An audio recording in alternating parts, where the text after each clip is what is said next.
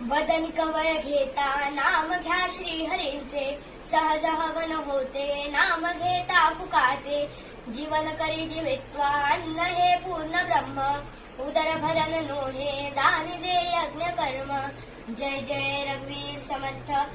हा श्लोक समर्थ रामदासांनी लिहिलेला आहे. आज मी ह्या श्लोकाचा अर्थ सांगणार आहे. हा श्लोक आपण जेवणाच्या पूर्वी म्हणतो.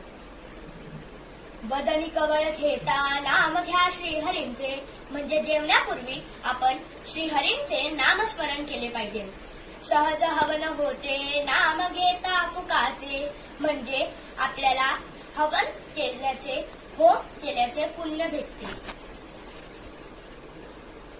जीवन करी जीवित्वा अन्न हे पूर्ण ब्रह्म, म्हणजे ज्या अन्नाने आपल्याला जीवनाची शक्ती भेटती ते अन्न पूर्ण ब्रह्म आहे.